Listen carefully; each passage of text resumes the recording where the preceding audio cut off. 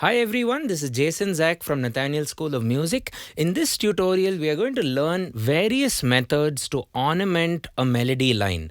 Either you're playing a melody by a composer, sung with lyrics and with the vocal melody, of course, or a melody from another instrument like a violin or a veena or a sitar or a guitar or a horn, or you have already composed a melody and you would like to ornament it by adding a few fillers, grace notes, um, thickening techniques, or stacking techniques as I call them, using other musical intervals, but hopefully retaining the actual quality of the melody line in the first place. You don't want to completely annihilate the melody. So in this lesson, I'm going to take you through at least 10 techniques to ornament a melody, and we are going to take an example of Ed Sheeran Sapphire to kind of explain these ornament concepts. The reason I took up this specific song is because it has differences of rhythms between the melodies of each section. You'll find very laid back stuff, and then you have the chorus, and it's very difficult to even think about playing it on a non-stringed or a wind instrument, because on a stringed instrument you have the downstroke and the upstroke. With a flute or a wind instrument you get the which you can do with your mouth. With vocals, anything is possible. On the piano, it's just one hit, so it tends to sound very machine gun-like, very tough on the forearms and the wrist. So how do we get around even things that are tough to play? And the things that are easy to play, how do we refine them and how do we move forward from there? I always tend to call the piano a chameleon of an instrument, in the sense it tries to morph or get inspired by other entities, be it vocals, violin, and it's a very healthy way to play the piano, in my opinion, because if you just play melody on the instrument, it can tend to sound very binary or very digital. It's just the note, how loud is the note, and that's all you do. So when you get a vocal line, when you think like a singer, or when you think like an accordion player, or when you think like a violin player, things start getting a lot more emotional and you get a lot more texture in the melody. And also, if the piano were to compete with other instruments, melody versus melody, or note for note, or phrase by phrase, I think a saxophone, trumpet will destroy the piano. So you need to ornament your melody, you need to thicken your melody, you need to add passing notes, you need to add grace notes, fillers, and we are going to do all of that and more in this lesson. We're also going to look at some rhythmic elements. So a few things you might want to do after watching this particular lesson is watch some of the related videos in the description, where we pin down each and every concept in specific tutorials of their own. And if you'd like to learn structured courses at our school, where we take you from the beginning, from foundation level to advanced, you should definitely consider a course at Nathaniel School of Music. Head over to our website, fill up a form, and one of our course advisors will guide you. Also, my handwritten notes for all the lessons I do, including notation, backing track, including MIDI wherever applicable, are waiting for you on our Patreon page. Kindly head over there and your support will mean a lot. Thanks, and let's get cracking. So first, a few things about the song. It's on D flat major, 5 flats, right? Very easy to play, come to think of it. You get a lot of grip on D flat. Okay, and let's look at part by part and how we can ornament each section. So I'm going to go with part 1. You're glowing, you color and fracture the light, you can't help but shine. That part. So let's pin the melody down.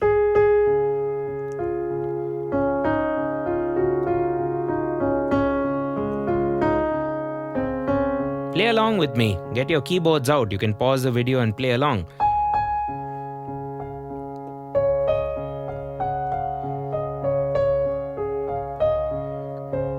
First strategy is always get the pulse going before you want to do any ornamentation. You have to get the pulse. I'm currently playing D flat. You can also tap your foot with the same pulse.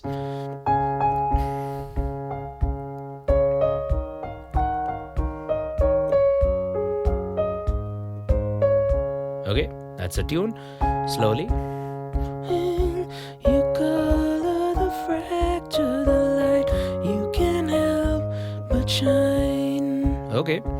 So the first thing I'd like to do is add octaves to this. I'm sure you've already tried doing this before, but with octaves, we can also color a bit more. So check this out. Let's do basic octaves first. And this is where you might want the pedal. So, see, I play a note. See, hands free, it's sustaining. So let's give that a spin.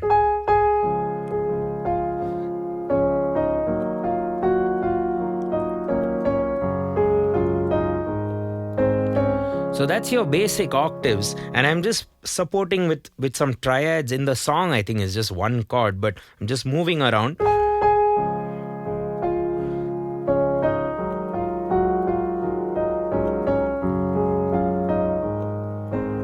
So you might want to practice. Just get that in isolation, and the octave automatically puts the piano in another league when it comes to the melody, thickens it up, makes it a lot more richer. And now with the octaves, you don't have to work too hard. You can just add a few more textures. Check this out. So instead of playing the octave together, I'm kind of what I call flamming the octave. There we go. Now you don't want to do it all the time, even though that's quite cool actually. So one can be flammed, of the other one can be normal. Okay.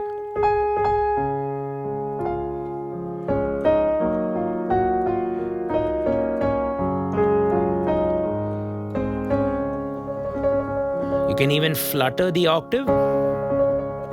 Another thing I like to do is use the octave as a rhythmic entity. You have an extra finger, so you can use that to kind of hit a few extra hits depending on the division system of the beat. So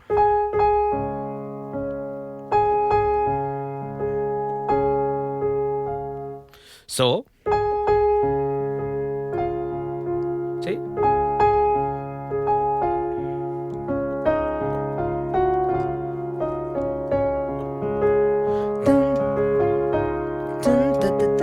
You can do things like that, or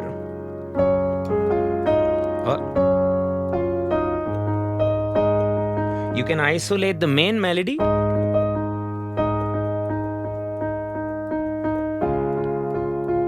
and hit the octave however you wish. So there are a lot of things you can do, but let's move forward. The next topic, or the next way you can kind of get some melodic ornamentation going. So let's add it here and there.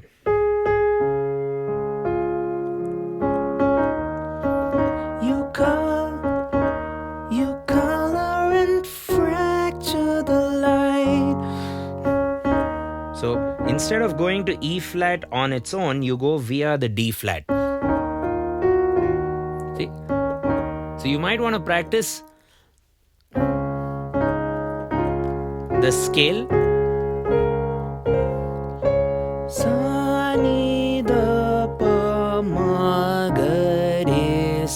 Get that going, and then you can apply it anywhere in this song. Of course, it'll work well for the other section also. So let's do it for the first part.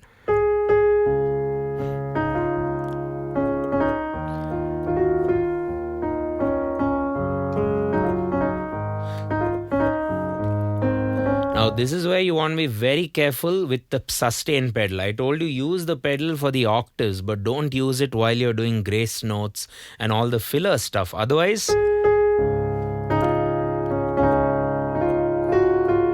it just sounds like a very muddy, chaotic sound. So you have to be careful. Whenever you're doing the flams or the grace notes, you want to lift off the pedal and then bring it back, or don't use the pedal for that particular phrase or that section of music that you're working on.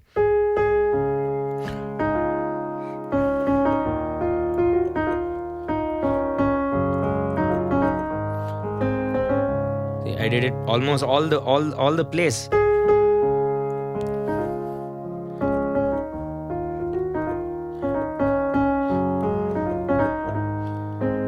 Okay, and you can also do what I call as a gospel flick. So you can play these chromatic passing notes.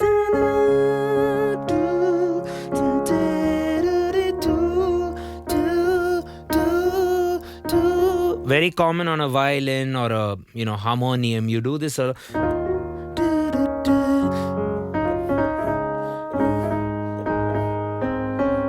You'll have to remove the pedal for that.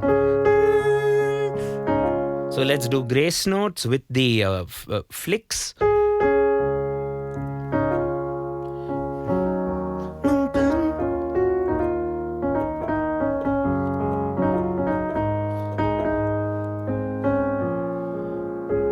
You also want to ensure volume control. See? You don't want to play that note loud, otherwise it's actually a wrong note. It's kind of like a slide on a guitar. One more time.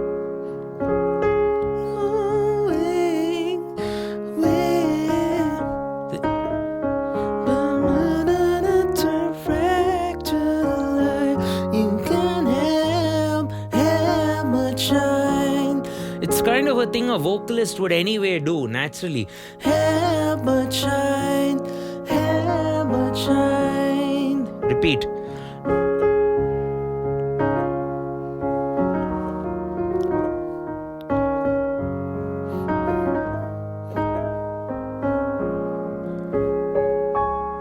Okay, it actually sounds like a gospel song, come to think of it. Let me know in the comments. It sounds quite familiar, actually. Anyway, so let's now move forward to the next section of the song to not bore you. So,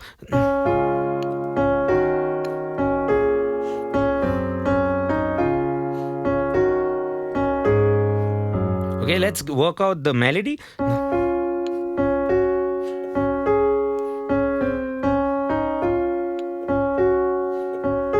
So, in terms of swaras, sa ga, sa ma, sa pa, sa ni, sa re ga, sa ma, sa pa, and you kind of pivot that sa, and with the chords, D flat major, E flat minor, B flat minor.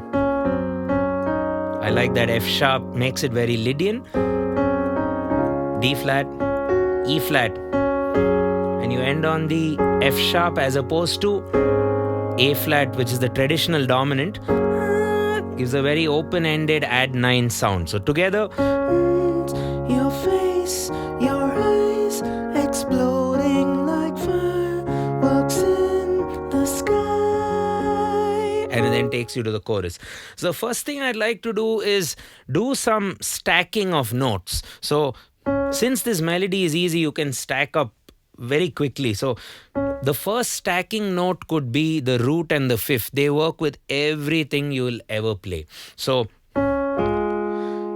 what is the root and fifth of D flat? It's D flat and A flat.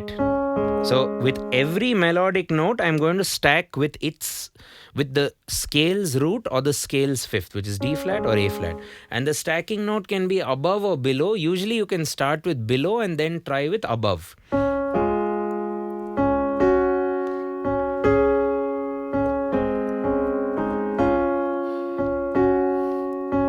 I'm only doing the right hand, but see how thick this sounds. It also kind of sounds like a mini chord is going on, right? All in one hand.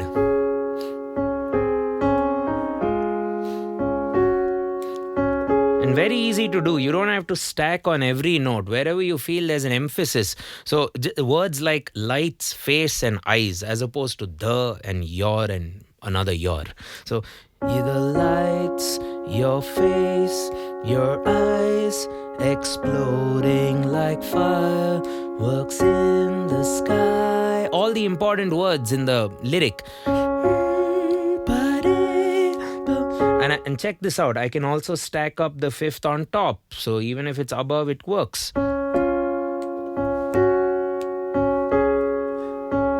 Stay with the fifth on top. Back to the root. Okay, so I'm stacking it around the same area with the bass.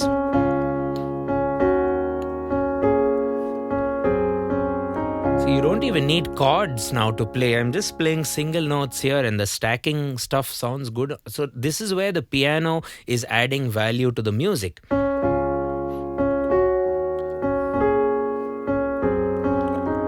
And with the flamming or the grace notes and all the other stuff we learned earlier, or some of it, see, here.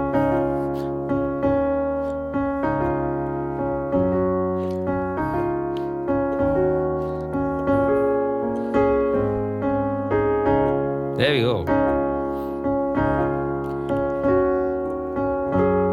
I'd be happy to play it just like this for a gig. Okay, but we can add some other stacking notes. The other stacking notes could just be the notes of the chord itself. E flat minor, B flat minor. You can add an F sharp Lydian there, or a sharp 4. D flat, E flat minor 7th. I like that. You can do so many things. You can stack more than one note, as I'm doing here.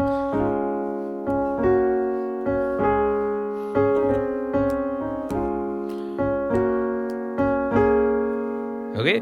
The other thing I like to do is flutter the chord. See? So don't go immediately as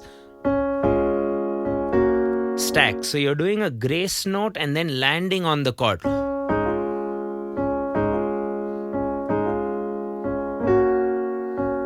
And also sometimes not going straight with all the notes. Thinking of myself as a guitar player where it goes thrung rather than thung.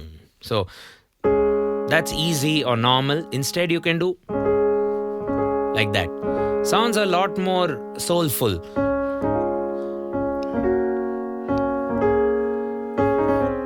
Okay, and we also have this other kind of a trill or a turn.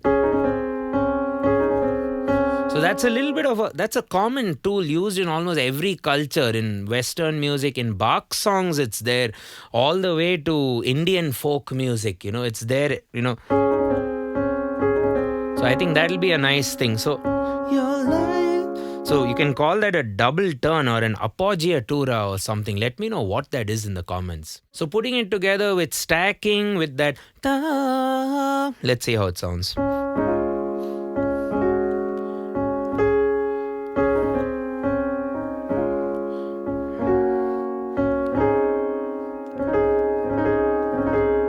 Like that, with the bass.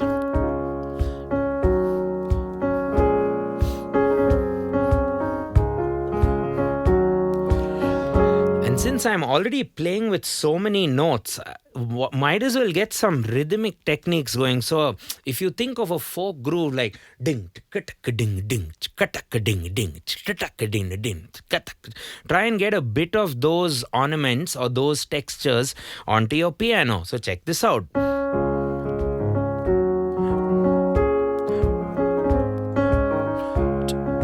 So I'm just using my two thumbs here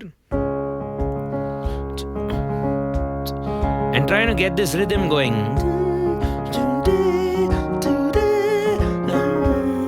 See, now the piano puts itself into a completely different league of instruments because it's able to do so much more and hold a bass. So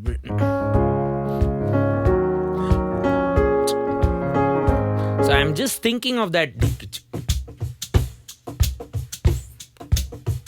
groove,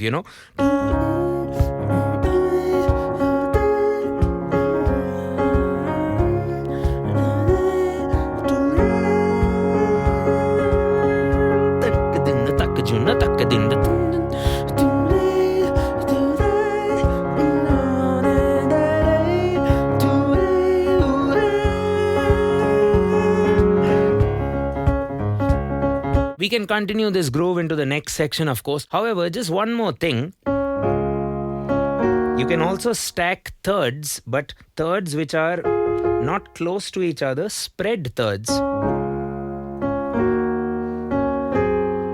Check that out.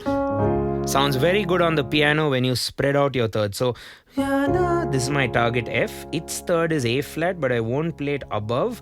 I'll play it below. with all the grace notes and the stacking. So it's all coming together. And I like these two notes clustered thirds. Okay, let's move on to the next section and try and add a few more things here and there. So, this is more of a rhythmic kind of technique. So, when you have a fast melody going on, you could kind of play the same note with both your hands, and it's a drumming concept. If you play the drums if you play a drum rudiment with one hand, it doesn't sound as good as when you play it with two. So ticky ticky ticky ticky ticky ticky ticky ticky, as opposed to which sounds more monotonous or machine gun like. So when you play a melody like, it will also help you play faster. See, so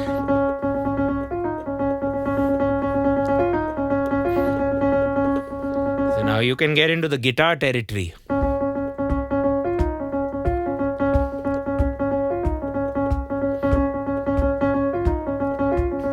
So I tend to use my thumb and my index finger, because the two thumbs make it a bit messy. So index in the right and thumb here. And in the left hand, you'd want to also play through the chords of the song with at least the root note.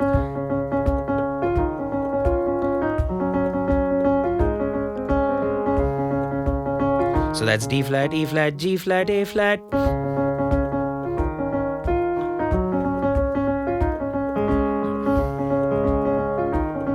It's also good to miss out some of those sas. Instead of that, you can kind of add some other notes to the texture, but get the vibe of the melody. See?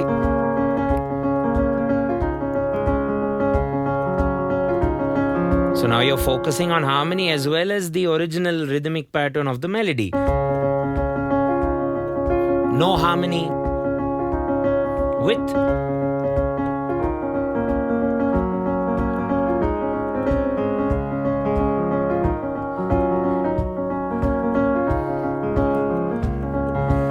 and I can always do the piano thing. Focus on bass. I have my pedal. So I can hit this note and go up and continue the groove.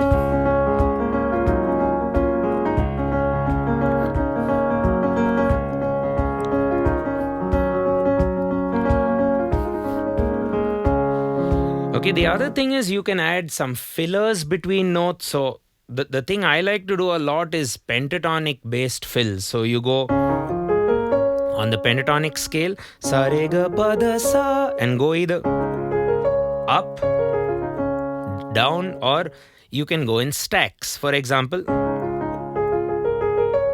in thirds, in 3 sets, or descending third. So where could you fill something like that?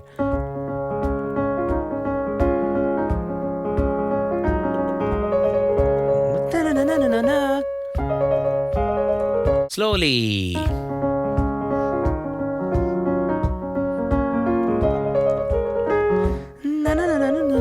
Something like that has evolved.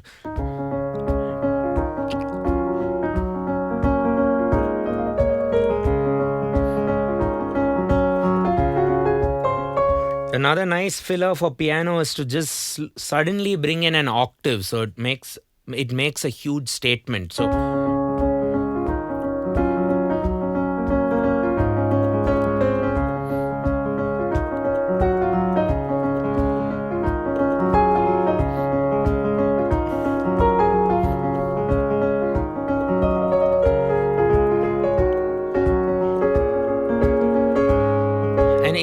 follow the groove of the song. That would always be very helpful, and fill within the beats wherever possible. Of course, in this chorus, there's nothing much to fill. But if you go back to, let's say, some of the old parts,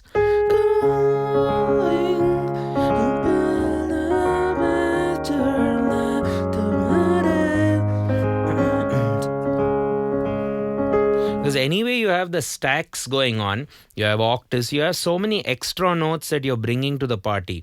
So in a nutshell, what you need to do, the tips for creating piano fills, ornaments, and any embellishments that might exist in a piece of music that you're working on. I think, in a nutshell, you should be inspired by the other instruments or the vocals in the song, and you can learn a lot from there, especially classical vocals, R&B vocals, blues vocals. The ornaments are right there. You just have to, well, literally just steal it. And another technique or a tip or an approach would be, if you like a certain fill or a lick, as we call it, try to learn it on all the 12 scales and make that your 1 hour practice routine. I'll only do that.